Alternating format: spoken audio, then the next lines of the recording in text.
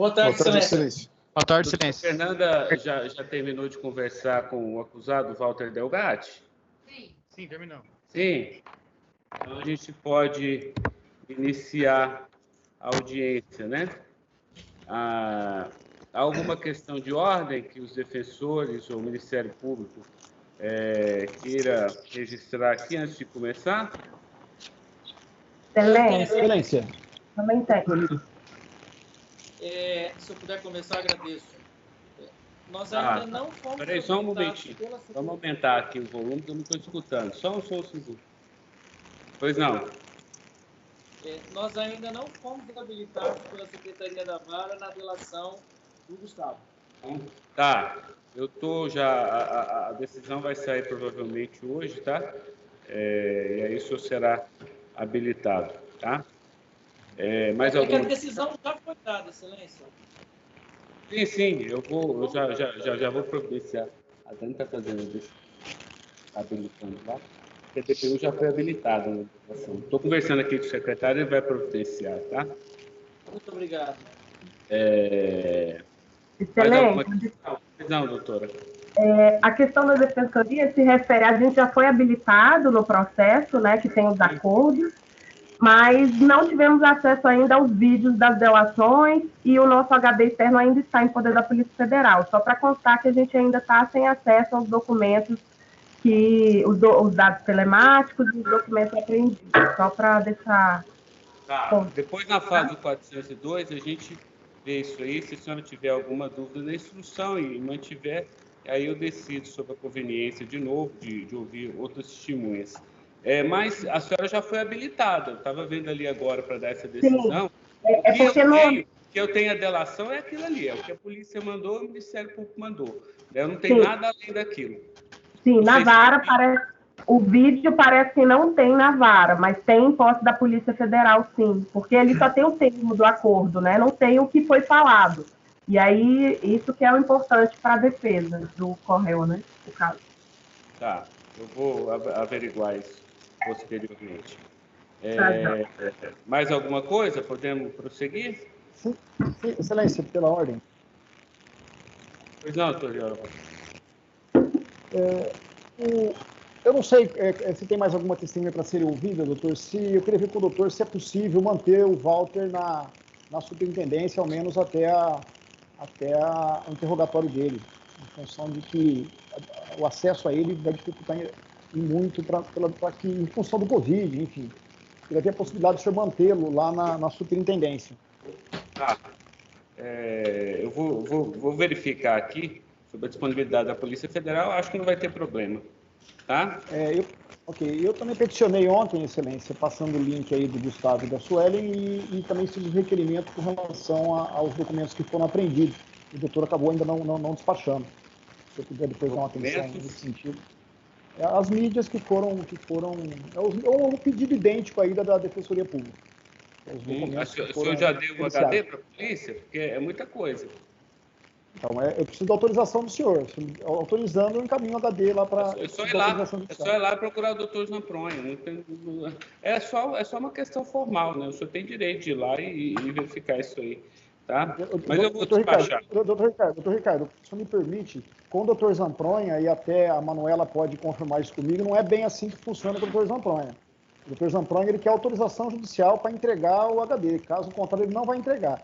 A Manuela passou por isso e vai entregar. O senhor tem que entregar o HD externo, porque são 7 terabytes. Sim, eu vou entregar o HD para ele, mas ele não vai fornecer, para me devolver esse HD se não tiver uma autorização expressa do senhor.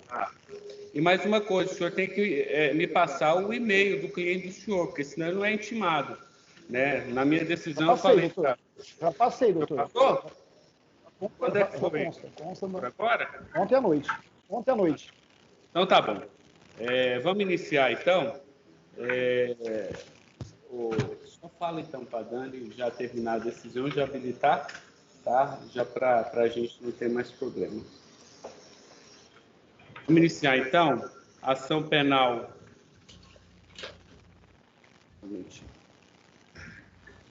Ação penal 101.5706, dígito 59, tá? A denúncia envolvendo Walter Delgatti Neto, Gustavo Henrique Elias Santos, Thiago Eliezer, Danilo Cristiano Marques, Suelen Priscila de Oliveira, Luiz Henrique Molição.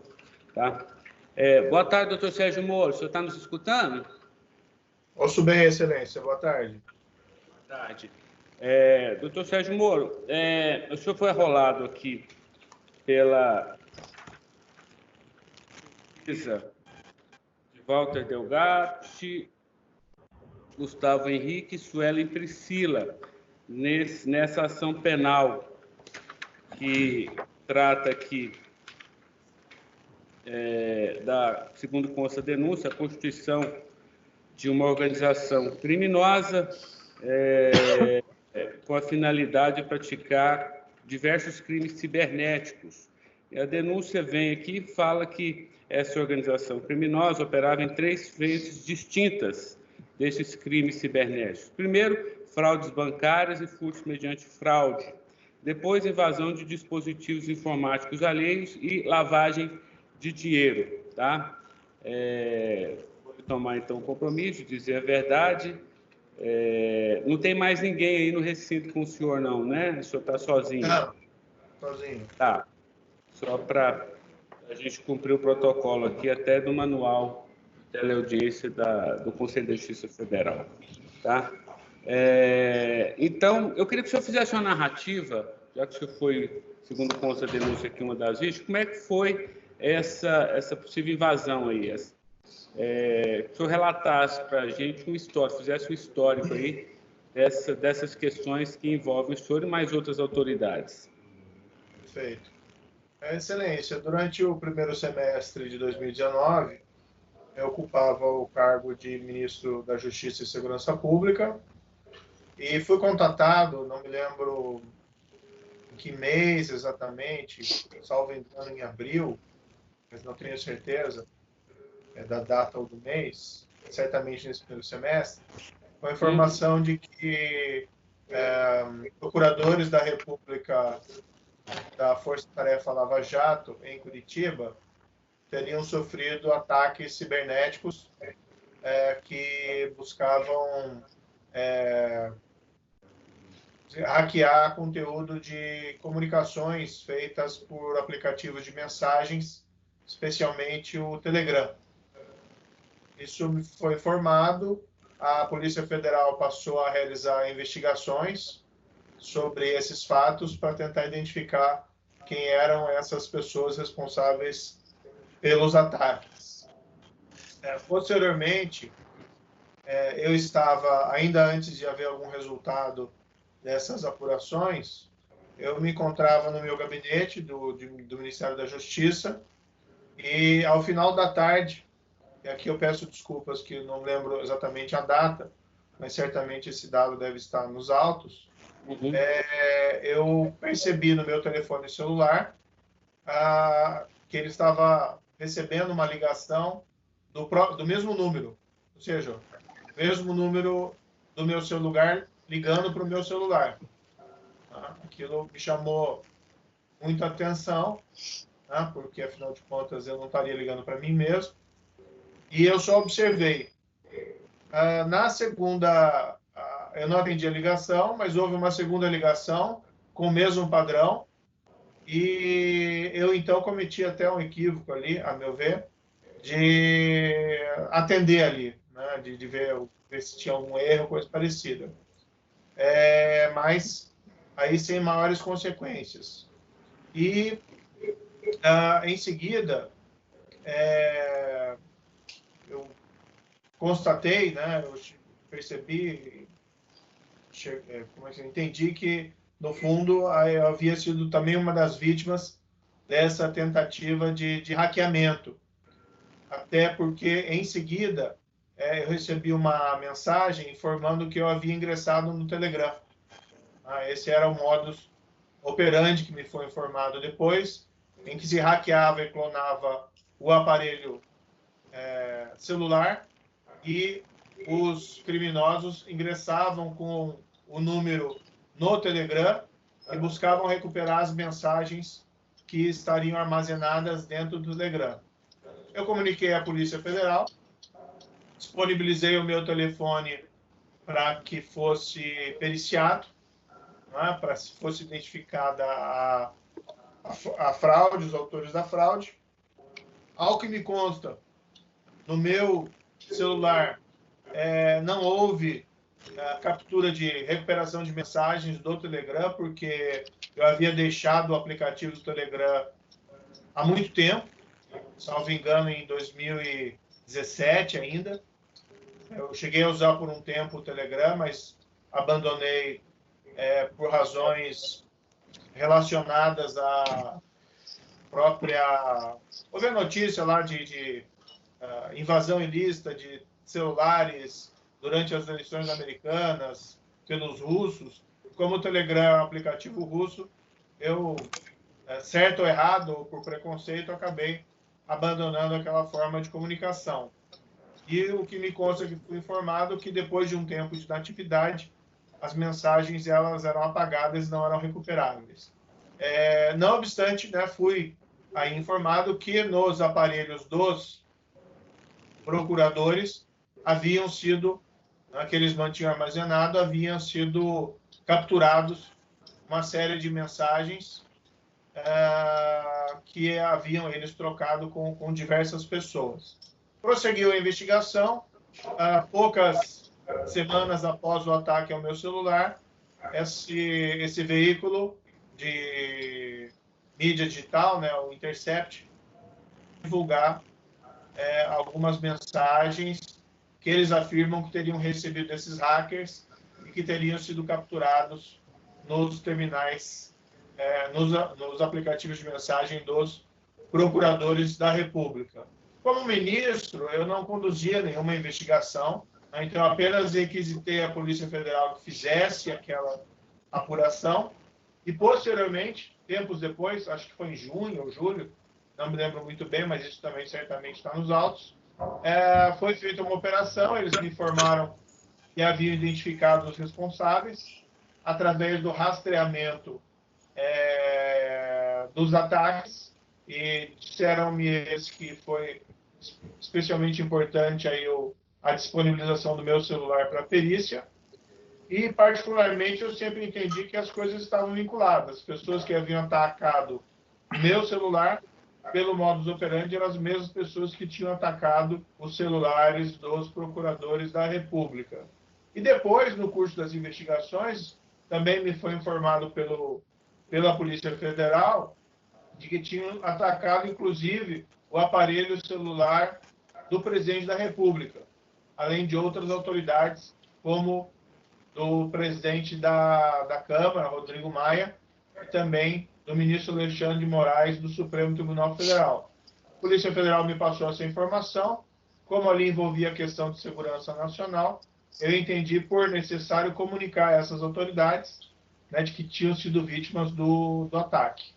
E foi basicamente o que eu fiz, né, em relação a esses fatos. Aí eu acompanhei apenas à distância as investigações, né, eventualmente saía alguma informação de que teria se identificado a pessoa X ou a pessoa Y, e como essas mensagens teriam passado das mãos dos hackers para o Intercept.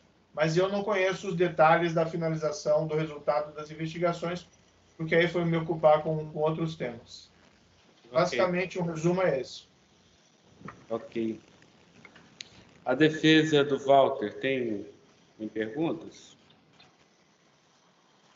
Sim, Excelência, tenho perguntas, Excelência.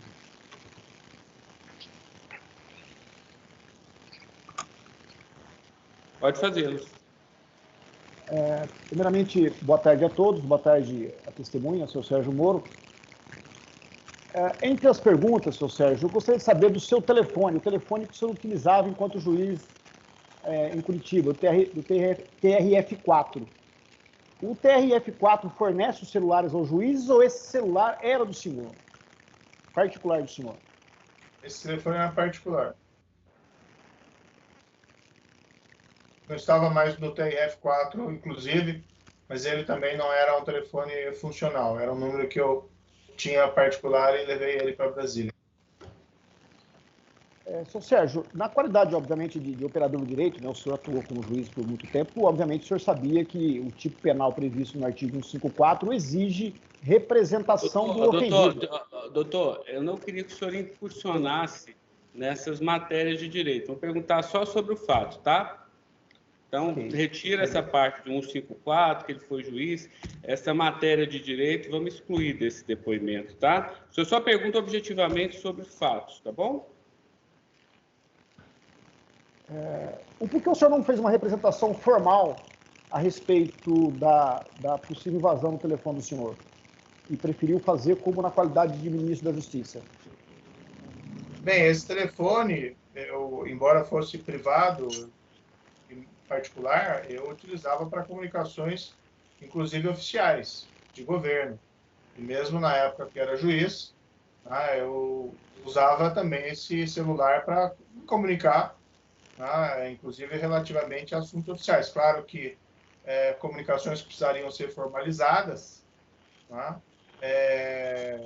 eu fazia no papel. Mas isso não significa que, eventualmente, eu não utilizava esse celular para tratar de assuntos de trabalho, inclusive de governo, inclusive de ministério. A questão do telefone do presidente, que foi atacado, da mesma forma, ele utilizava aquilo tanto para comunicações pessoais, como também para comunicações relacionadas a assuntos de Estado. Então, entendo que eu fui atacado com o meu celular na condição de ministro da Justiça e Segurança Pública, seja para que fossem capturadas mensagens relativas ao meu período de atuação como juiz federal, ou seja, como mensagens relativas à atuação minha como ministro da Justiça. Na condição de ministro da Justiça, a autoridade do Estado atacada por hackers que queriam obter provavelmente informações de Estado confidenciais, eu fiz a representação. Na qualidade de ministro, é isso, então. Você fez na qualidade de ministro, não como vítima, a pessoa de Sérgio Moro, é isso. Olha, eu acho que eu não preciso assinar 2 ofícios, né? Eu assinei um ofício com o meu nome e com o meu cargo. Eu, particularmente, me senti violado, né, nos 2 aspectos, tanto como autoridade estatal, como também particular. Afinal de contas, o meu celular que eu utilizava para as 2 coisas foi atacado. Perfeito. Então, por que o senhor não fez como na qualidade de Sérgio Moro, na qualidade da pessoa de Sérgio Moro, e fez como ministro de Justiça? Porque lá o senhor representou na qualidade de ministro de Justiça. Eu acho que eu acabei de responder essa questão. Doutor, não vejo muito sentido. Vamos prosseguir para a próxima. Ele já respondeu isso aí. Então, Sérgio, o senhor tinha alguma autorização de outras vítimas para representá-las? De outras vítimas para representá-las? Vítimas não, eu fiz a requisição dos ataques hackers. Eu não lembro exatamente os termos que eu utilizei, se eu falei da evasão do meu celular ou de outros, mas a polícia já tinha investigações em andamento relativamente às tentativas ou às efetivações de invasões de telefones celulares de outras autoridades, como dos procuradores da República em Curitiba. Sérgio, o senhor fez uso da sua função e do peso do cargo que o senhor ocupava para que essa investigação ficasse a cargo da Polícia Federal? Como eu fui atacado na condição de ministro da Justiça, funcionário público federal, a competência era da Justiça Federal, da Polícia Federal e da Justiça Federal. Depois. No curso das investigações, o senhor chegou a fazer contato pessoal, por telefone, com o delegado que presidiu as investigações, no caso, o doutor Zampronha? Olha, não me recordo, mas creio que não. Nós falamos algumas vezes sobre esse assunto com a Polícia Federal porque isso acabou envolvendo questões relativas à segurança nacional. Afinal de contas, não é trivial tentativa de hackeamento do telefone do Ministro da Justiça e Segurança Pública. Nós tratávamos de assuntos sensíveis ali dentro do telefone. E isso ainda foi agravado depois pela constatação de que também tinham atacado o telefone do presidente da República. Então, aí são assuntos de segurança nacional.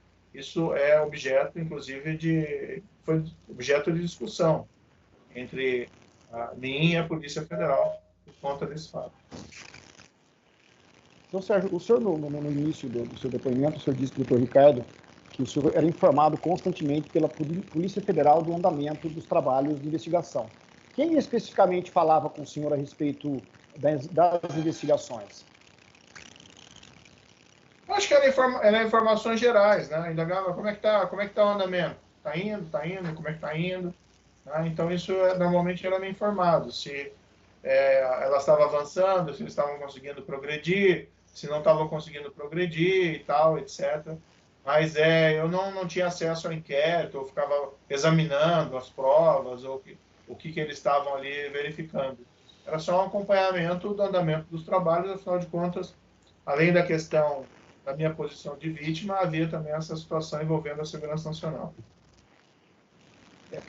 Essa pergunta, senhor Sérgio, quem era a pessoa que o senhor falava diretamente sobre esse assunto? Eu acho que quem me informava normalmente era o próprio diretor-geral da Polícia Federal, né? Mas em detalhes assim eu não me recordo especificamente. Você chegou a pedir ajuda do senhor Maurício Valeiro para que ele atuasse intermediando essa informação do senhor? Não, veja, o diretor-geral ele não cuida diretamente das investigações. Quem fazia essas investigações, isso me foi informado, né? Estava encarregado ali o delegado, não sei se ele era o relator do inquérito ou ele era o presidente lá do setor específico, era o delegado Zampronha. O diretor-geral ele não se envolvia diretamente na feitura das investigações. Evidentemente, quando o meu telefone foi atacado, eu comuniquei ao diretor-geral da Polícia Federal que realizou a movimentação necessária. Senhor Sérgio, recentemente o presidente da República foi acusado aí de intervir junto à Polícia Federal. Essa atitude do senhor, pelo que o senhor avalia, não foi uma interferência do senhor junto à Polícia Federal na qualidade de ministro de Justiça? Claro que não. Doutor, mas ele já está ferindo o escopo, né? Já está espraiando muito para uma outra linha investigativa. Essa questão... O senhor fique bem à vontade se o senhor quiser responder, doutor Sérgio Moro, porque... Excelência, pela ordem. É uma situação absolutamente diferente. A defesa não está colocando nada de fato. A única coisa que ela está fazendo é procurando o fato político, que não tem nada a ver com o processo. Eu já adverti que essas avaliações jurídicas e essas avaliações devem ser feitas quando indispensável a narrativa do fato. Mas eu deixo o doutor Sérgio Moro, se ele quiser responder, se não quiser, envolve um aspecto pessoal. Isso eu agradeço, Excelência, a ponderação, mas aí é uma absoluta confusão, são situações absolutamente diferentes. Naquele caso, meu telefone havia sido atacado e havia uma natural preocupação em saber quem que eram esses indivíduos que estavam atacando telefones de autoridades federais. Mesmo depois do meu telefone, nós tivemos notícia de que foi atacado o telefone do ministro Paulo Guedes, da deputada Joyce Hasselmann.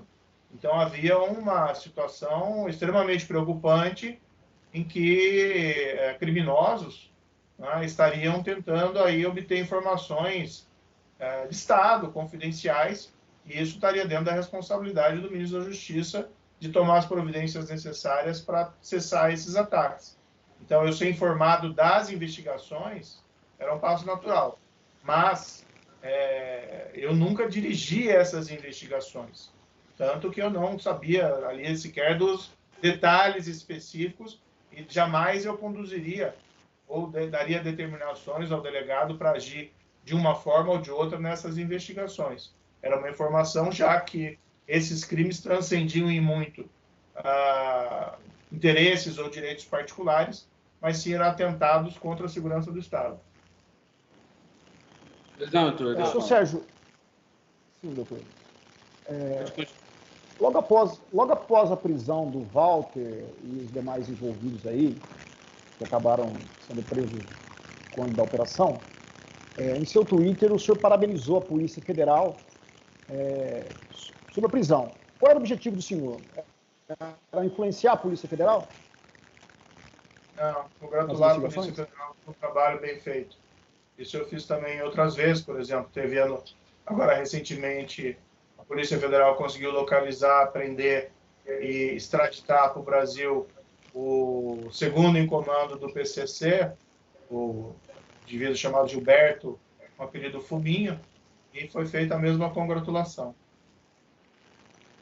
Nesse mesmo Twitter, o senhor disse que as fontes, essas pessoas, né, a fonte de confiança daqueles que divulgaram as supostas mensagens. Por isso que eu estou lendo a questão das supostas mensagens. Com essa mensagem, o senhor não reconhece as mensagens como sendo verdadeiras? O senhor analisou as mensagens? Havia alguma mensagem falsa que o Walter interceptou ou criou essas mensagens? O Walter admitiu que foi ele que interceptou as mensagens? Sim, admitiu, doutor. Foi ele que interceptou as mensagens. Certo. Bem, veja, eu nunca reconheci a autenticidade dessas mensagens, até porque eu não tenho mais essas mensagens nos meus aparelhos, então eu sequer pude fazer essa confrontação. Mas, de todo modo, eu acho que sobre essas mensagens que foram obtidas ilicitamente, é impróprio aí que eu tenho que responder perguntas sobre elas. Doutor Sérgio, no dia seguinte das divulgações das mensagens por parte do site Intercept, o senhor postou nas redes sociais que tratava-se de organização criminosa. Por qual motivo o senhor postou isso, se o senhor não sabia quem era? Desculpe, pode repetir aqui o áudio. Celeste, mais uma vez pela ordem. A defesa está fazendo uma pergunta de CPI para a testemunha. Não tem nada a ver com o processo isso. Eu adoro a ampla defesa e tudo mais, mas a pergunta da defesa aí nada mais é do que viés político. Nada mais que isso. É uma pergunta objetiva nos moldes que o doutor Ricardo objetivamente política. Nada mais que isso. A prisão eu vou deixar a testemunha. Doutor, realmente esse fato não tem pertinência com o tema aqui. Assim, depois do que aconteceu, eu não estou vendo o objetivo do senhor nessas perguntas. O senhor pode explicar? Se o senhor me permite, doutor Ricardo, se o senhor me permite, eu gostaria de saber se a intenção dele era influenciar a investigação. Porque ele deixa claro aqui que já está suficientemente claro, doutor. Ele falou que ele investigou. Qual é o objetivo do senhor com essa pergunta? Se ele influenciou a investigação, ontem nós já inquirimos o doutor Zampronha, ele já falou aqui o que aconteceu. Ou se ele influenciou, ou se ele tentou influenciar, porque isso é um crime, né, doutor? É só isso que eu quero. Mas ele está na Posso fazer uma observação, Excelência? Por favor, pedindo licença ao doutor Wellington, eu como defensor, assistente de acusação. Na realidade, com o máximo respeito à advocacia, também sou advogado, mas eu acho que é muito importante a gente também levar em consideração o papel das autoridades que foram hackeadas, especialmente o papel de vítima, né? Quer dizer, as pessoas que também, claro, que ostentavam cargos públicos, né? Nós estamos falando do então ministro da Justiça e Segurança Pública, mas também eram vítimas, né? E também tinham o direito de se expressar e sentir aquilo que estavam... Enfim, e de maneira que a pertinência disso para se alcançar uma questão subjacente de natureza política realmente nos parece algo extra altos, né? Eu faço coro à manifestação do Dr. Wellington. Obrigado, Excelência. Doutor, eu vou pedir que o senhor não faça mais esse tipo de pergunta, mas deixo à vontade, doutor Sérgio Moro. Se você não quiser responder, fique bem à vontade, doutor Sérgio Moro. O senhor deseja responder essa indagação para evitar qualquer insinuação a seu respeito? Então, fique bem à vontade. Doutor, só assim, eu acho que eu até já respondi. Eu jamais influenciei a investigação. A Polícia Federal realizou o seu trabalho de maneira independente. Isso não tem nenhuma pertinência, essa pergunta, e acho também, desculpe, formular acusações à vítima, à testemunha, não é o mais correto, mas tudo bem. Pois é, doutor Eovaldo. Seu Sérgio, a última pergunta, doutor Ricardo. Quero que o senhor entenda aí que não tem nenhum viés político as minhas perguntas, doutor. Eu quero chegar à verdade, porque da mesma forma aí que o representante do Ministério Público alega que as minhas perguntas são políticas, eu entendo, né? A minha humilde opinião, trata-se de uma prisão política também. Então, ele tem uma opinião, eu tenho a minha opinião e respeito a dele, espero que ele respeite a minha. Trata-se de prisão política, que no meu modo de entender, não seria a Polícia Federal que deveria investigar, mas enfim, isso não cabe a mim decidir. Uma última pergunta, doutor Sérgio, e peço desculpa aí para o senhor, isso não, a intenção minha, de modo algum, é prejudicar a sua pessoa. Eu quero só chegar à verdade dos fatos e fazer a melhor defesa para o meu cliente aí, o Walter Delgatti, a Suelen e o Gustavo. O doutor Sérgio, foi vinculado aí que o senhor se manifestou no sentido de que as mensagens interceptadas pelo Walter, que elas fossem destruídas. Qual era o objetivo do senhor? Não, isso aí, na verdade, é uma interpretação equivocada. Veja, como havia a investigação, e a investigação tinha por objeto, né, identificar quem que eram os hackers que tinham feito os ataques criminosos, certo? A partir dessa identificação, extrair daí as consequências jurídicas desse ato específico. É evidente que, nesse contexto, as autoridades que tiveram a sua privacidade, seja pessoal ou seja privacidade dos atos de comunicação relativamente a atos oficiais devassadas, é evidente que isso, na minha opinião jurídica, que permanece até hoje, isso não poderia ser utilizado para outras finalidades.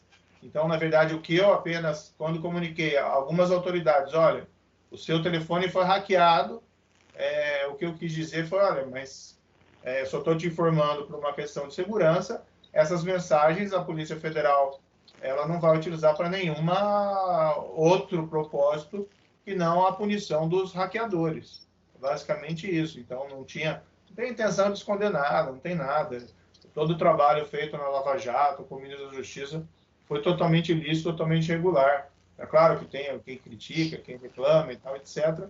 Mas, assim, o trabalho foi absolutamente regular. Agora, se um hacker invade o telefone de uma autoridade, é evidente que o conteúdo dessas mensagens depois não vai poder ser utilizado para alguma coisa outra que não a punição do ato criminoso de atacar as autoridades. Então, era basicamente isso que eu coloquei. Aí depois foi divulgado no jornal, gerou toda uma celeuma.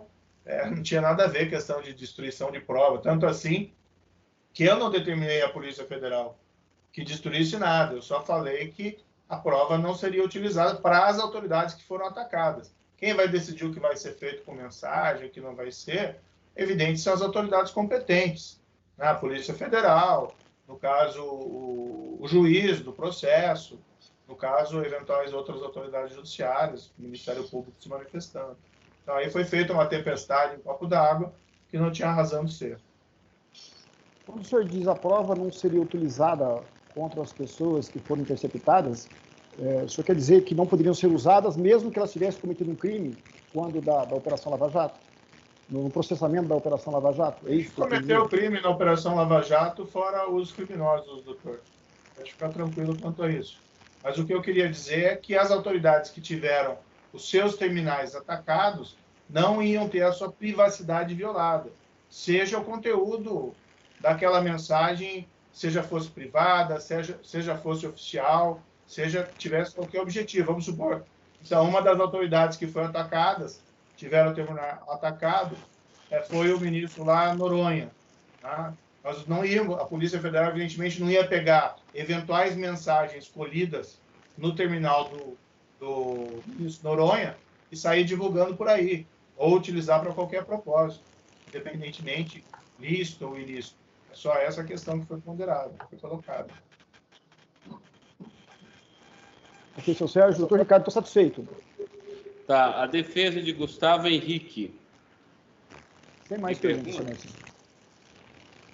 Não tem perguntas, excelência, já foram feitas. Não tem? Tiago Eliezer. Excelência, boa tarde. Tem só uma pergunta, excelência. Boa tarde. Doutor Sérgio, só queria entender o seguinte, o senhor relatou, o seu celular, então, o seu aparelho, ele não foi invadido, o seu número foi utilizado para abrir uma conta, ou seja, para invadir o servidor do Telegram. Foi isso? Não, meu aparelho foi invadido. Os detalhes técnicos eu não sei. O que eu disse é que mensagens do aplicativo Telegram do meu aparelho, creio que não foram recuperadas pelos criminosos. Mas a invasão ao meu terminal eu assisti. As ligações sendo ali feitas, e imagino que isso foi utilizado exatamente para obter dados. Agora, doutor, aí realmente é uma questão técnica que eu não posso lhe afirmar, né, com precisão o que aconteceu ali. certo? Eu posso dizer o que eu presenciei. Foram as ligações sendo feitas ao meu celular e depois, não sei como se fazia isso, o ingresso, a abertura de uma conta no Telegram, e nem sei mais o que puderam fazer, o que eventualmente tenham feito através desse expediente. O que, salvo engano, me recordo de ter sido me dito é que os criminosos com esse expediente, mas isso quem pode dar a resposta precisa é a Polícia Federal, tinham acesso também às mensagens SMS que o aparelho recebia, tá? E dados através de SMS. A minha pergunta... Não sei se tinham acesso a mensagens de, por exemplo, outros aplicativos como o WhatsApp. Aí já não sei.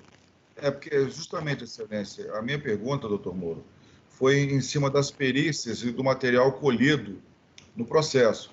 Então, assim, algumas menções em relação à conversa com o senhor foram captadas no aparelho, por exemplo, do doutor Dallagnol. Então, o doutor Dallagnol conversando com o senhor. Então, o dele teria sido invadido e captado. No telefone do senhor, eu busquei, inclusive, nos autos, teoricamente não teria sido captado nenhuma mensagem no seu aparelho.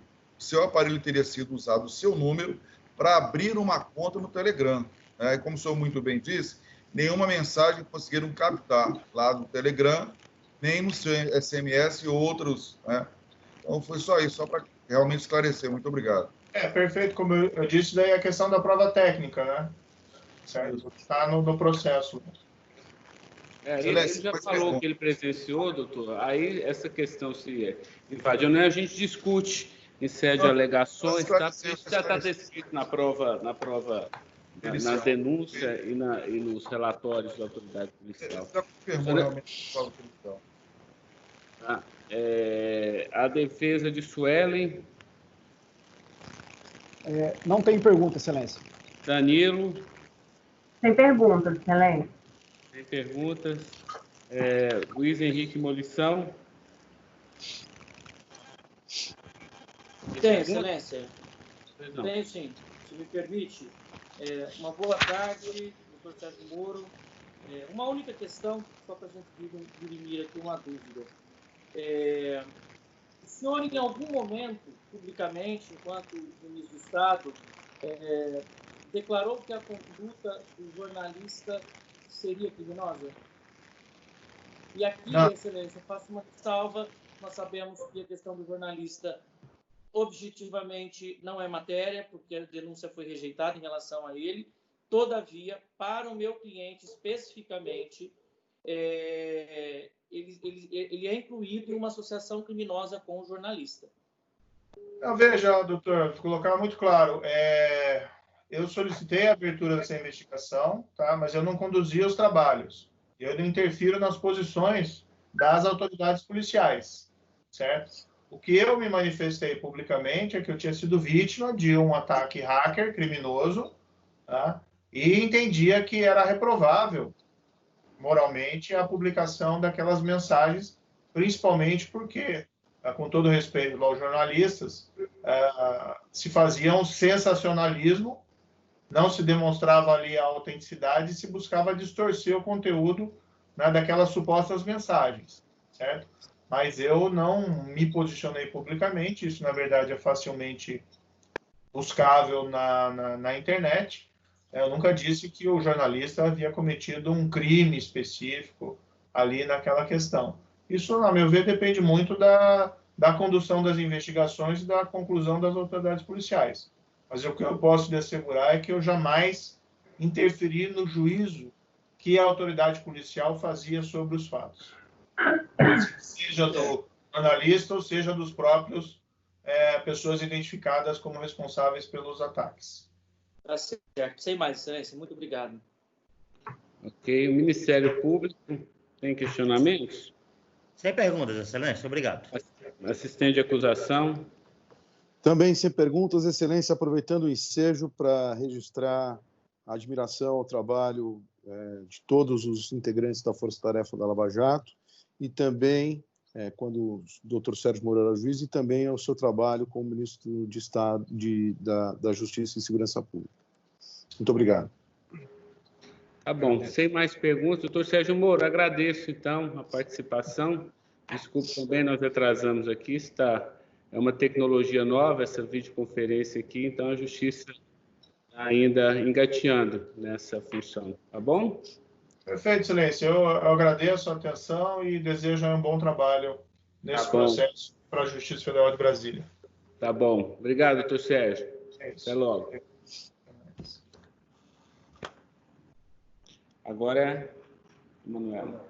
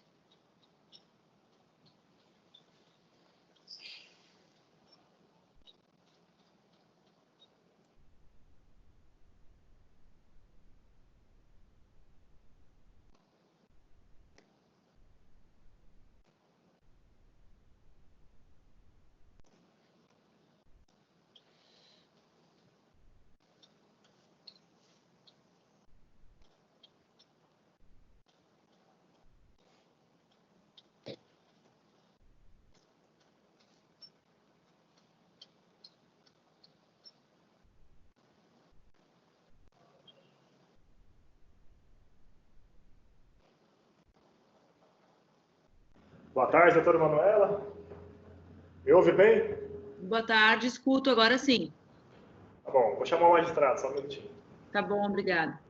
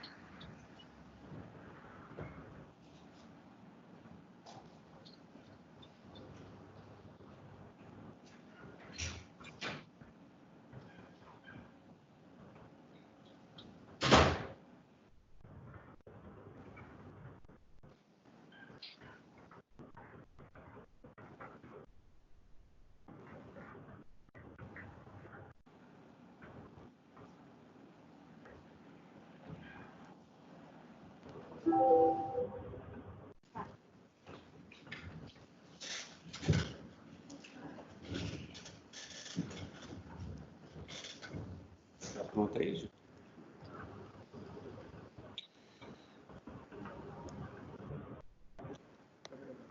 Tá? Doutora Manuela Dávila, boa tarde. Boa tarde, doutor. Como vai? Tudo bem? Tudo bem, tudo bem. Está nos escutando bem aí, né? Eu estou. Se o senhor não estiver, eu posso colocar os fones. Não, tá escutando bem. Se der microfonia, aí eu vou pedir para a senhora colocar, tá bom? Mas está escutando bem aqui. Estou escutando e vendo. Tá. Só antes de iniciar a sua inquirição, a sua oitiva, a senhora está sozinha aí no ambiente, né? Só para garantir. Eu estou em casa, mas estou sozinha no ambiente. É porque tem o manual de teleaudiência aqui da Justiça Federal, ele pede para o juiz certificar como é que está o ambiente, para não ter nenhuma interferência na espontaneidade da testemunha, tudo bem? Não, inclusive tirei minha filha pequena de perto, doutor, que era a maior interferência que poderia ter. Vamos lá, então. É a ação penal 101.5706/59. Doutora Manuela, existe uma ação penal, uma denúncia, que corre aqui na 10ª Vara da Justiça Federal, em face de Walter Delgatti Neto, Gustavo Henrique Elias Santos, Tiago Eliezer Martins Santos, Danilo Cristino Marques, Suelen Priscila de Oliveira e Luiz Henrique Molição. A denúncia, de forma bastante sintética aqui, ela fala que houve a constituição de uma organização criminosa com a finalidade de praticar diversos crimes cibernéticos, entre os quais seriam fraudes bancárias e furtos mediante fraude, invasão de dispositivos informáticos alheios e lavagem de dinheiro. Eu vou lhe pedir, inicialmente, vou lhe tomar o compromisso de dizer a verdade, o senhor pensa sofrer um processo pelo crime de falso testemunho, mas eu vou pedir que a senhora faça uma narrativa, que a senhora faça aí, conte aqui para a Justiça Criminal como é que a senhora se insere, o que a senhora presenciou a respeito desses fatos aqui que envolvem esse processo. Certo. O senhor vai me tomar primeiro o compromisso? Não, já tomei, né? Eu só estou dizendo para a senhora mentir, né? Já falei que você pode sofrer um processo pelo crime de falso testemunho. Achei que eu tinha... Ok.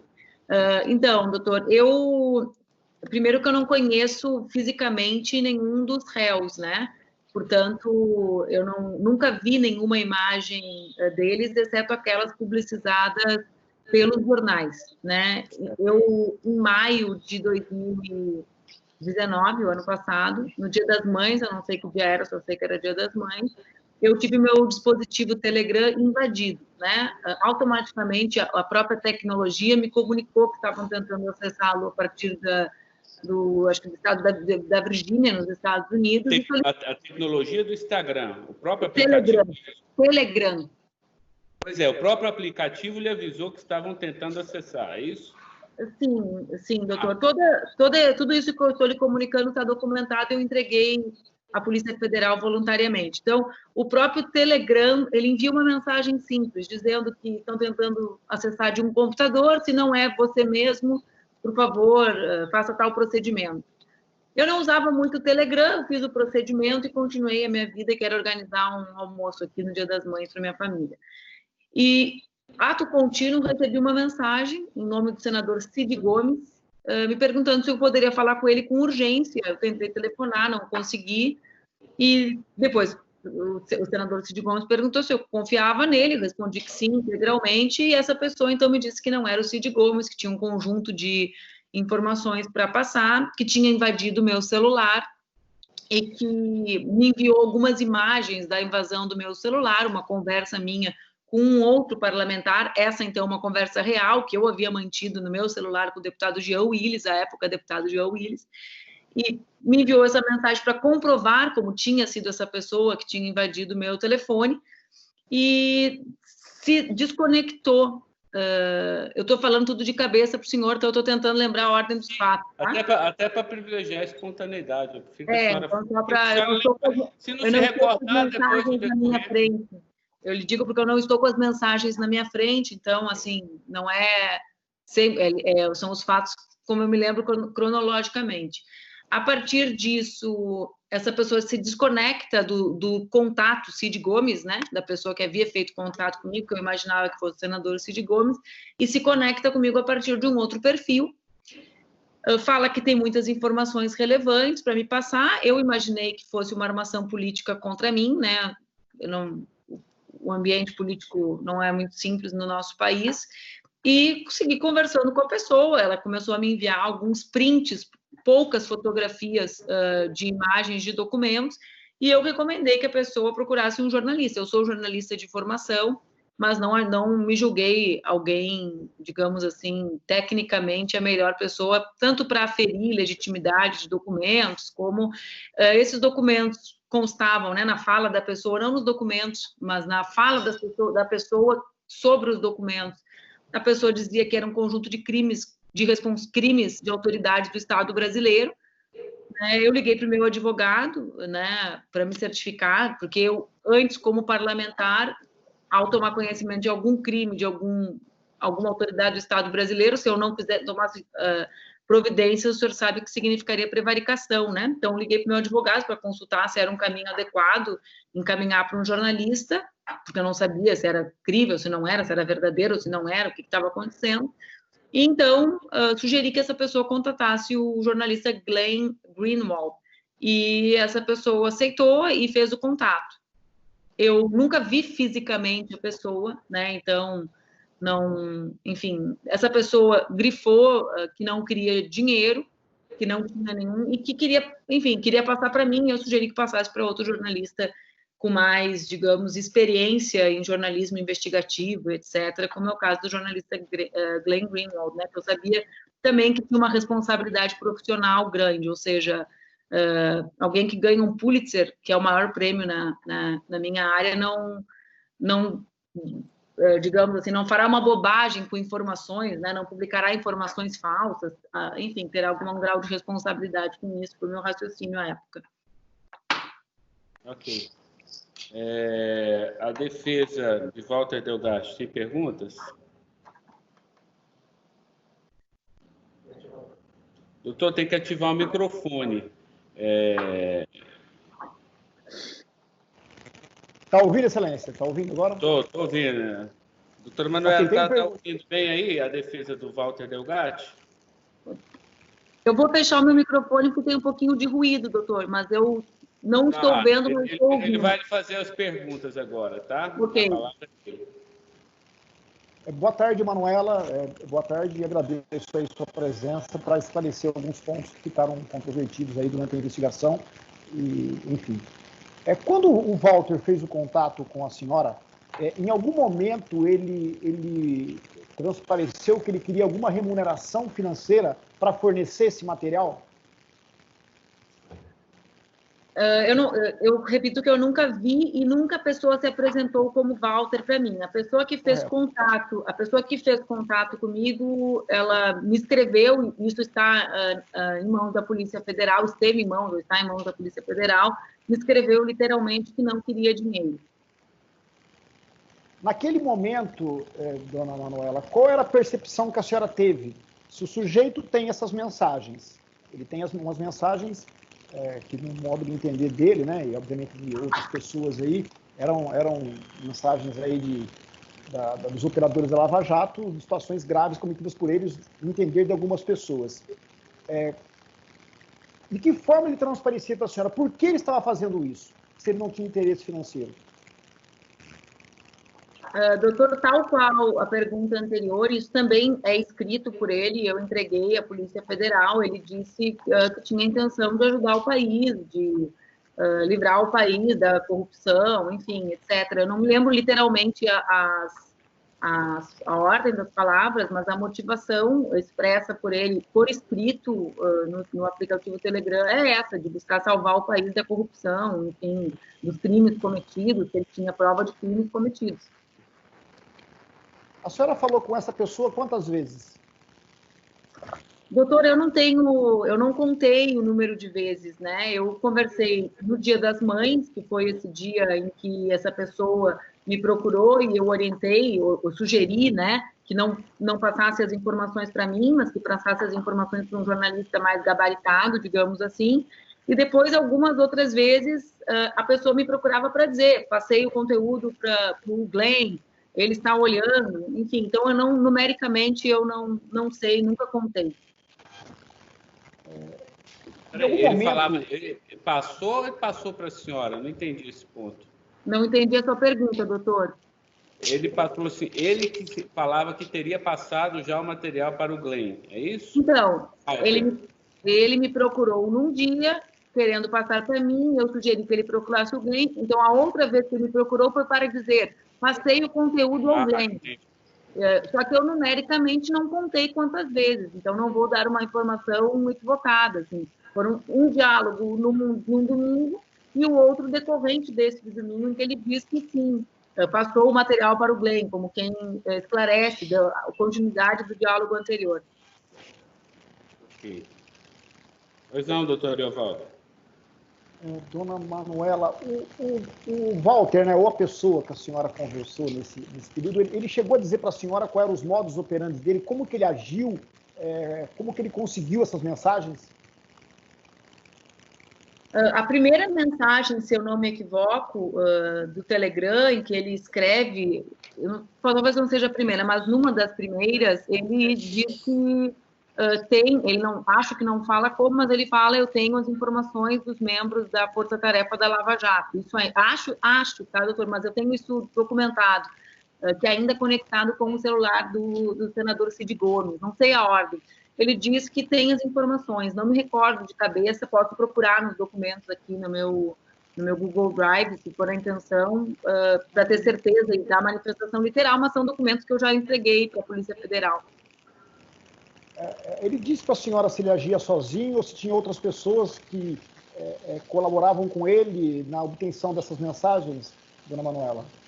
Eu não sei se ele falou literalmente que agia sozinho, mas ele deu a entender que agia sozinho, que vivia nos Estados Unidos, que fazia mestrado em ciência política, se eu não me equivoco, se não me falha a memória, em Harvard, e que tinha acesso ao Telegram, isso por escrito, porque ele era amigo do antigo dono, do curso do antigo dono do Telegram, ou seja, ele deu a entender que agia sozinho. Uma última pergunta, dona Manuela. A senhora representou o Walter criminalmente ou teve essa intenção de representá-lo criminalmente pelo fato de ele ter invadido as suas informações, o seu dispositivo móvel? Não, eu encaminhei a Polícia Federal no dia que entreguei todo o conteúdo do meu celular de forma voluntária, apenas a comprovação de todos os fatos que tinham acontecido que me envolviam. Ele não me causou dano com a invasão porque ele se desconectou do meu celular. Doutor Ricardo, estou satisfeito, não tenho mais nenhuma pergunta. Defesa de Gustavo, tem perguntas? Sem perguntas. Tiago. Sem perguntas, Excelência. Danilo. Sem perguntas, Excelência. Suelen. Sem perguntas, Excelência. Luiz Henrique, abolição. Sem perguntas, Excelência. Ministério Público Federal, tem perguntas? Também sem perguntas, Excelência. Obrigado. Assistente de acusação. Tenho sim uma pergunta, Excelência. Eu gostaria de fazer, e até esclareço o contexto da minha pergunta, uma vez que a denúncia contra o jornalista Glenn Greenwald, num primeiro momento, por hora, não foi recebida, mas isso está sendo objeto de recurso em sentido estrito do Ministério Público, com as nossas razões também corroborando o recurso do MPF. Eu gostaria de saber da senhora Manuela, por que ela acha... Posso direcionar a pergunta? Pode direcionar, doutor. Então tá bom. Senhora Manuela, boa tarde. Boa tarde. Boa tarde. Eu gostaria de saber, na sua avaliação, por que a senhora acha que esse hacker, esse grupo, enfim, essa pessoa, lhe procurou e não outra pessoa? Qual é a sua percepção a respeito disso? Não tenho a mais absoluta ideia, doutor. Por escrito, ele respondeu que eu devia lutar como uma garota, talvez o senhor vincule isso à frase que eu usava na minha camiseta durante o processo eleitoral, e que tentou procurar outras pessoas e que eu fui aquela que respondeu, talvez por ser a pessoa que estava esperando a família chegar em casa no Dia das Mães e estava com o celular em mãos. Então, ele manifestou essas duas únicas questões, né? Que eu respondi, outros não, e que eu devia lutar como uma garota para salvar o Brasil. Sim, porque eu faço uma segunda pergunta, né? Na verdade, uma consideração e uma pergunta como desdobramento dessa primeira. Realmente, essa procura, ela é curiosa, enfim, nos traz alguma espécie de inquietação, na medida em que ele poderia muito bem ter procurado diretamente o jornalista Glenn Greenwald, uma vez que no site do Intercept constam todos os e-mails dos jornalistas. Então, como a senhora bem diz que a ideia, a motivação, o drive dos hackers, dessas pessoas, enfim, dessa pessoa que ele procurou, seria salvaguardar o Brasil, por que ele precisaria de uma figura política e não de uma figura jornalística, uma vez que a senhora é muito mais conhecida como uma figura política do que propriamente uma jornalista, e não foi diretamente no site? Essa é uma pergunta de alta indagação da nossa parte. O senhor deve ter conhecimento de um conjunto de fake news que circularam, inclusive, sobre esse fato. Eu estou terminando um livro sobre isso. Eu não sei, doutor, acredito que o senhor possa ouvir isso do próprio réu, né? Talvez seja o mais adequado, mas uma fake news que circulou deu a entender, num desses vazamentos absurdos que acontecem, né, de depoimentos, deu a entender que ele havia me procurado para pedir o telefone do jornalista Glenn, que é uma fraude, né, uma notícia fraudulenta, que é o conceito técnico de fake news. Porque não foi isso que ocorreu. Ele me disse, quando eu sugeri imediatamente que ele procurasse jornalistas, que os jornalistas também eram corruptos e que ele tinha provas da corrupção do site O Antagonista, e que por isso ele não queria falar com os jornalistas, né? Tudo isso está entregue na Polícia Federal. Aí eu sugeri a indicação do jornalista Glenn, né? Então, acho que é bom a gente mesmo falar sobre isso, porque eu também tenho uma grande inquietação para saber a razão pela qual ele me procurou e também para saber quem produz essas notícias fraudulentas que dão a entender coisas equivocadas sobre, enfim, essa conexão, né? Ele nunca me procurou para pedir o telefone do Glenn. Eu sugeri que ele procurasse o Glenn quando ele não aceitou conversar com a palavra. Eu sugeri jornalistas no genérico. Inclusive, ele próprio respondeu: vou abrir uma conta numa rede social e vazar tudo. Eu falei, talvez esse seja um bom caminho, né? Porque, enfim, não sabia com quem falava, nem se eram documentos legítimos, nem se existia o assunto que ele abordava no outro lado da linha. Tudo isso, doutor, está também documentado, entregue fisicamente a partir da entrega voluntária que fiz do meu celular à Polícia Federal. Ok. Da nossa parte, sem mais perguntas, Excelência. Ok. Tá bom, doutora Manuela, a senhora está dispensada. Obrigado pela participação, viu? Obrigada, doutor. Uma boa tarde, fique com Deus. Boa tarde, até mais. Então, o dia da próxima audiência é amanhã, né? Tá? Tem mais uma? É só 5 minutinhos aqui, tá? Gente,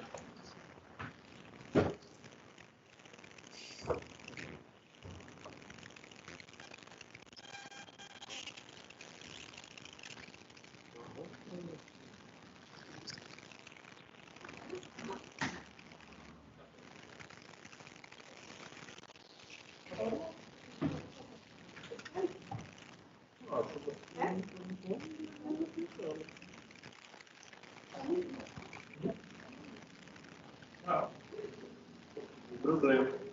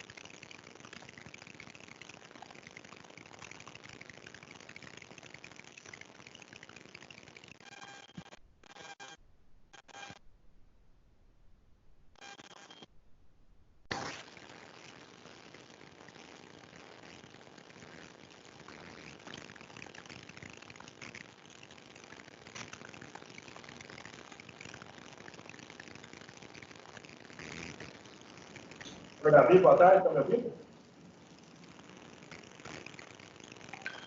Você pode ativar o microfone, senhor, por favor? Oi, boa tarde. Agora sim. Só um minutinho. Eu vejo isso comigo. Tá bom? Ok. Obrigado.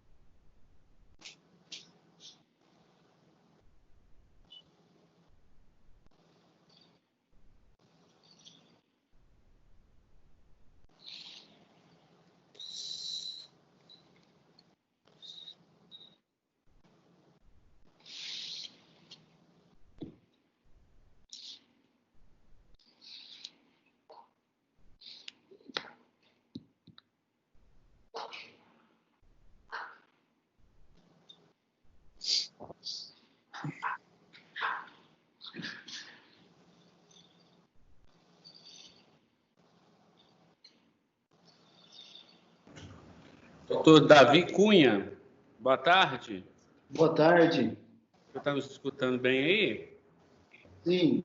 Tá, eu vou iniciar a inquirição do senhor, inicialmente tomando o seu compromisso de dizer a verdade em tudo aquilo que lhe for perguntado, tudo bem? Ok. O senhor está sozinho na sala? Não tem mais nenhuma pessoa aí no recinto? Não, estou com o Guilherme, advogado da empresa. Ele é o advogado da empresa? Sim. Bem, doutor Guilherme, tá? Só ele está lhe acompanhando, então. Correto. Tá. Não, mas isso não tem problema. Tá? Existe uma ação penal que corre aqui na 10ª Vara Federal, aqui em Brasília, uma ação penal contra Walter Delgatti Neto, Gustavo Henrique Elias, Thiago Eliezer Martins, Danilo Cristiano Marques, Suelen Priscila de Oliveira e Luiz Henrique Molição. E a denúncia narra aqui que esses acusados teriam constituído uma organização criminosa com a finalidade de praticarem diversos crimes cibernéticos e que essa organização criminosa ela operava em 3 frentes distintas, em fraudes bancárias e furtos mediante fraude, invasão de dispositivos informáticos alheios e lavagem de dinheiro, tá? O que o senhor sabe a respeito desses fatos aqui que eu narrei de forma bem sintética e que envolve essas pessoas aqui? Não tenho conhecimento de nada, doutor. Uhum. Tá, o senhor é testemunha arrolado pela defesa do Danilo. A defesa de Danilo tem perguntas? Sim, excelência. Boa tarde. Boa tarde. Boa tarde, seu Davi. Boa tarde. Eu queria que o senhor dissesse qual é a sua profissão e onde que o senhor trabalha. Eu tenho uma imobiliária, né, aqui em Ribeirão Preto, né, sou corretor de imóveis, né, e eu tenho uma empresa, né, imobiliária junto com um sócio meu. Joia. E o senhor tem essa imobiliária desde quando? Desde 2017 a gente fundou ela. Certo. Você poderia declinar o nome da imobiliária? Imobiliária Quebec. Certo. O senhor conhece o Danilo Cristiano Marques e o seu Walter Delgatti? De conhecimento, conhecido. Certo. A minha pergunta é sobre como foi feito o contrato de locação dos imóveis. Primeiro, o imóvel da Rua Alfredo Benzon, número 3, no bairro Iguatemi, em Ribeirão Preto. E o segundo contrato se refere ao imóvel onde o senhor Walter Delgatti foi preso, que, se não me engano, é na Avenida Leão. Eu não sei direito declinar o endereço. O senhor pode me dizer? Oi? Leão 13. Isso, exatamente. A minha pergunta é sobre esse primeiro contrato. O senhor lembra quando que o senhor Walter e o senhor Danilo te procuraram a imobiliária para procurar apartamento? Olha, eles vieram numa época de grande procura, né? A UNAERP, ela tem 2 períodos de grande procura, né, de apartamentos para estudantes, que é no começo do ano, né, entre janeiro e fevereiro, e na metade do ano. E aí eles vieram nesse período, né, procurar um apartamento para locação, né, e em todos os apartamentos que a gente fechou no período, eles estavam juntos. Certo. Então, a intenção deles era estudar na UNAEP e alugar um apartamento, um local perto. Não, a gente faz locação, né, para estudante, né, 100% dos apartamentos para estudante. Né, e aí eles vieram, né, e falaram assim, a gente quer um apartamento próximo à UNAERP. Os apartamentos eram da 100 metros da UNAERP, para onde a gente apresentou os apartamentos. Certo. E aí o senhor lembra quem afirmou o contrato, quem assinou o contrato de locação? Não, vieram os dois, né, tanto o Danilo e o Walter, eles vieram ver apartamentos juntos, né, a gente mostrou os apartamentos, eles acabaram escolhendo e fecharam o contrato.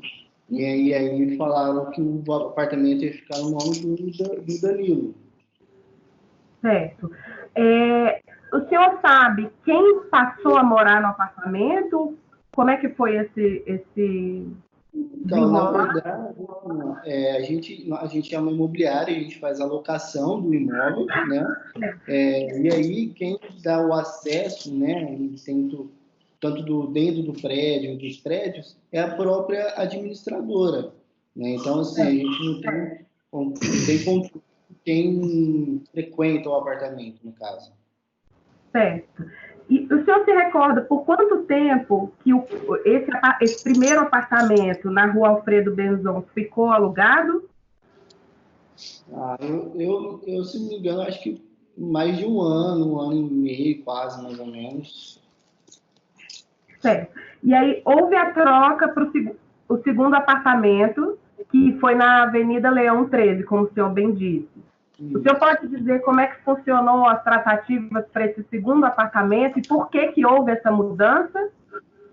Não, na verdade, os dois me procuraram, né, querendo um apartamento maior, né? Aí a gente tinha esse apartamento disponível que fica em frente, né, quase ao outro endereço, né, do prédio, que era o The Spot. Eles mudaram para o edifício prédio, né? Fica em frente a um apartamento de um dormitório, né? E aí foi feito a troca, né? Eles saíram de um e foram para o outro. Certo. Eu não tenho aqui comigo a cópia do contrato desse segundo apartamento. O senhor se recorda quando ele foi firmado? Olha, de cabeça eu não me recordo, mas eu acho que foi na faixa mais ou menos em setembro, outubro, acho que de ano de 2018. A minha outra pergunta se refere se em algum momento o Danilo Cristiano Marques procurou o senhor, teve pro WhatsApp, procurou a imobiliária, para que retirasse o nome dele de figurar como a pessoa que tinha assinado o contrato?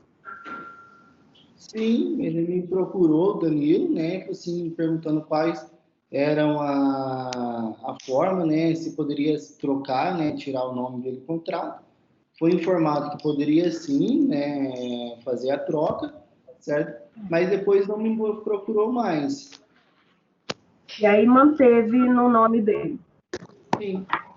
Certo. Aí a minha outra pergunta é, o senhor sabe se o senhor Walter, durante esse período que viveu nesses dois apartamentos que foram, o aluguel foi afiliado pela sua imobiliária, se ele vivia uma vida de um fugitivo ou se ele tinha uma vida normal, procurava, assim, por mais que o senhor não tivesse contato no dia a dia dele, mas a minha pergunta é se ele estudava, se ele saía de casa, o que o senhor sabe, assim, em relação a isso? Não tinha, assim, a gente não tem controle, né? Então, assim, a gente faz a firma ou locação, né? E depois não tem o controle para saber, né? Assim, não tem essas informações. Controle eu sei que o senhor não tem, nem tem que ter, é só para saber, assim, se durante esse tempo, porque sempre tem algum probleminha no apartamento, alguma coisa, a pessoa entra em contato, você tem um certo diálogo. A pergunta é só se a pessoa vivia como um escondido lá ou se ele tinha uma vida normal, que saía, que ia para a faculdade, enfim. Para mim, tem uma vida normal. Certo. O senhor sabe por que o Danilo não foi morar lá? O Danilo, não, na verdade, os dois vieram, né, alugar o apartamento, e na época da locação, né, ele falou assim, o contrato vai ser firmado no nome do Danilo. A gente pegou a documentação do Danilo, mandou, né, para Porto Seguro, né, que eles fizeram, a gente trabalha com 3 formas de garantia, né, que é o fiador, seguro fiança e título de capitalização. Eles optaram por fazer pelo título de capitalização. Aí a gente pegou a documentação do Danilo, passou para Porto Seguro, a Porto Seguro avaliou e mandou, né, o boleto do título de capitalização. Aí foi onde que a gente fez o contrato, né, de locação do imóvel. Certo. Esse título de capitalização, o senhor Davi, era em nome de quem? Em nome do senhor Danilo. E quem passava o dinheiro para pagar a imobiliária? A gente emite boletos bancários, né? A gente deixa na portaria do prédio.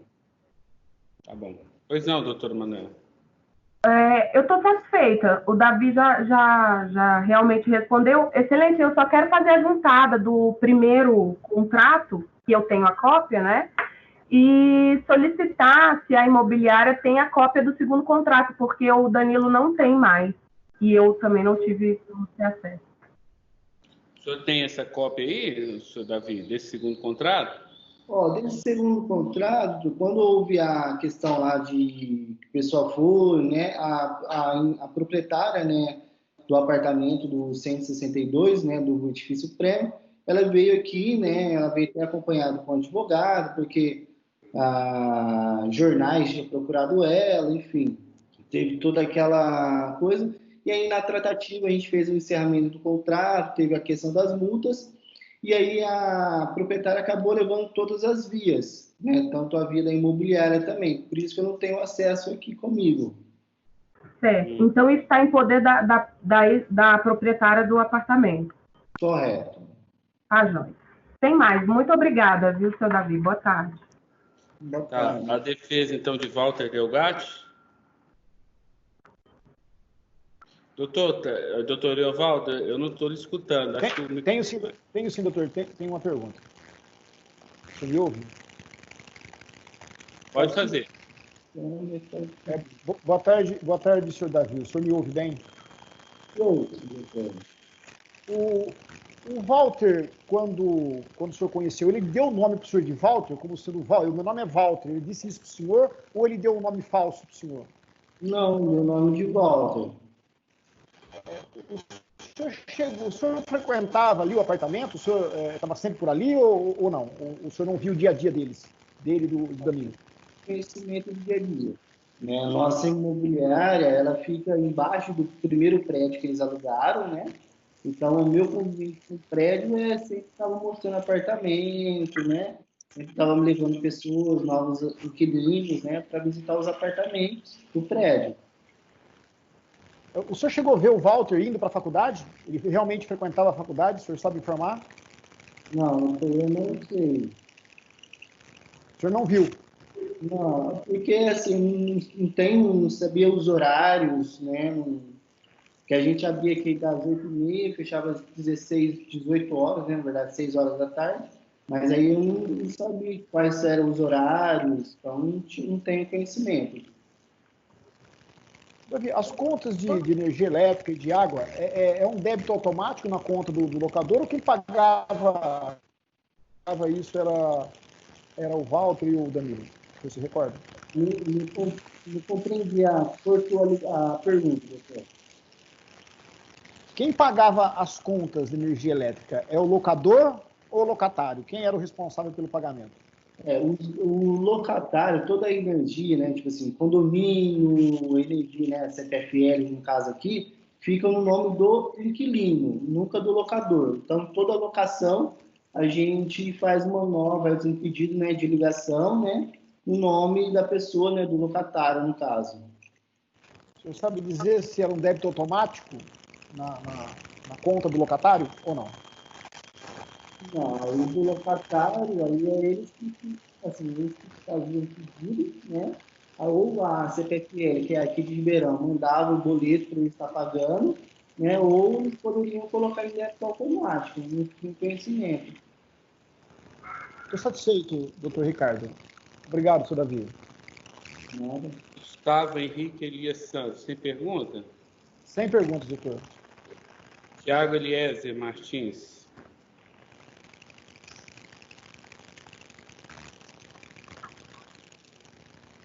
Sem perguntas, doutor? Sem perguntas. Okay. Sem perguntas. Suelen Priscila de Oliveira. A Suelen, doutor. Ele conhece a Suelen e o esposo dela, o Gustavo. Conhece? Oi? Eu conheço o Gustavo Henrique Elias Santos e a Suelen Priscila de Oliveira? Não, desconheço. Luiz Henrique Molição. Sem perguntas, Excelência. Ministério Público Federal. Também sem perguntas, Excelência. Obrigado. Assistente de acusação.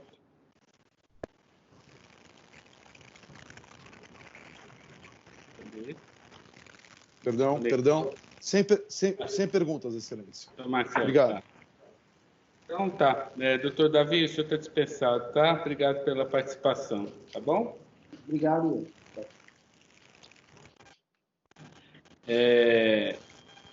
A audiência agora amanhã, não é isso? Vamos ouvir quem? Os réus colaboradores. Oi? Réus colaboradores. Os réus colaboradores, tá bom. Excelência. Okay. Pois não. Ainda ontem, em razão de manifestação dessa defesa, Vossa Excelência havia consignado que os interrogatórios seriam mantidos na próxima semana. Ah, sim. Porque eu havia dito que nós não teríamos tempo hábil para sentar, conversar com o cliente. Tá, então essa semana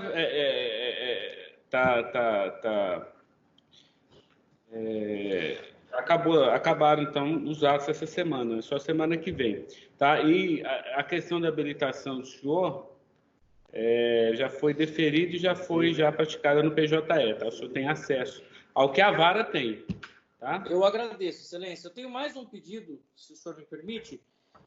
A possibilidade de permitir que o Luiz venha de Sertãozinho a Ribeirão Preto, considerando que são cidades contíguas. Aliás, até me reportando à Procuradoria, o Luiz ele não está dormindo em Ribeirão, ele não está passando o dia. Como as cidades são próximas, ele vai e volta, a família o leva e o traz.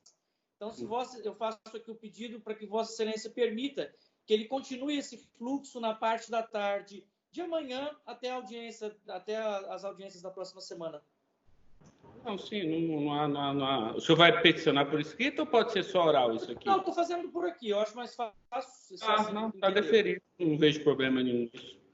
Tá? Muito obrigado. Tá. Excelência, então, a data da próxima audiência é quando? Só para eu me programar aqui. 16 de julho. Dá numa terça, quarta. Onde é que dá? Quinta-feira. 16 de julho, mesmo horário, né? Isso. E aí a gente vai ver. Se não der tempo, eu acho que não vai dar. 16, que mais? 21. E de 21. Aí a gente, se precisar de mais um dia extra, a gente marca depois. 14 horas, é isso? Ou 14h30? 14 horas. Amanhã foi adiado porque alguns acusados... Não, o doutor me pediu aqui mais um tempo, porque ele não tinha acessado ainda a delação. Perfeito. Né? E aí ele vai acessar agora, vai verificar, e aí para dar mais um tempo para ele se preparar. Tá? Perfeito, excelência. 14 ou 14h30? 14, hoje começamos 14h30, né? 14 horas, o dia 16, não é isso? Tá. Perfeito. Pode pôr 14. Ricardo. Eu vou alterar aqui, a decisão saiu 14 horas, mas eu vou pôr 14h30, tá? Tá perfeito, excelência. Muito obrigado. Doutor Ricardo, boa tarde. Não. Todos os advogados já têm acesso às delações dos colaboradores? Doutor, o senhor queria acesso a também qual colaboração? Todas as postagens dos autos, excelência. Tá, eu vou pedir aqui.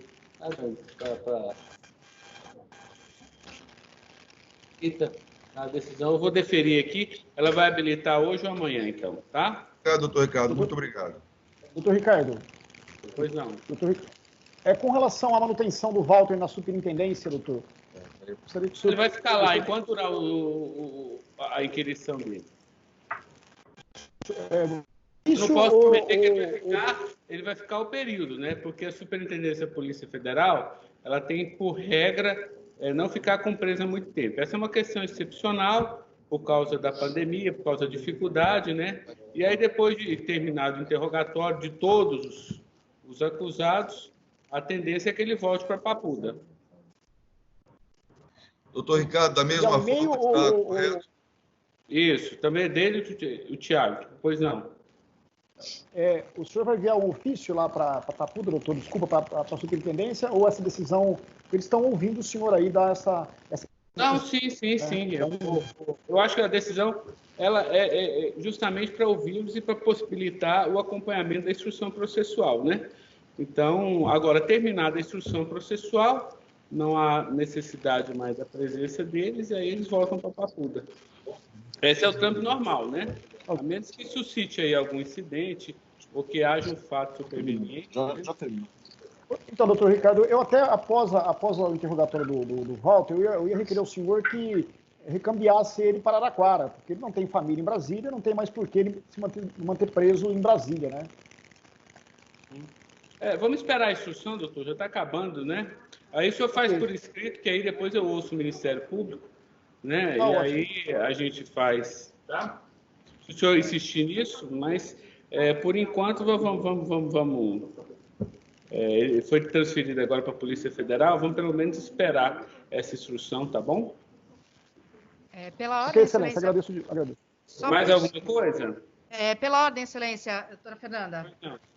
Só para esclarecer, porque eu estou com a gente aqui, ele perguntou se vai ser expedido um ofício para cá, determinando a estada deles aqui até o final da instrução, ou se... Pedir para dar mais segurança, né? Isso, acho que fica mais tranquilo, porque o ofício anterior determinava que eles voltassem amanhã. Então, o ofício fica mais formalizado. Vou pedir pelo menos um e-mail da vara, vai hoje, tá? Tá certo. Obrigada, excelência. Mais alguma questão? Nada mais, doutor. Tá bom. Então, até semana que vem, tá? Um grande abraço aí para todos. Perfeito, doutor. Muito obrigado. Obrigado a todos. Boa tarde. Boa tarde a todos. Até mais, doutor Wellington. Tarde. Até logo. Tá bom.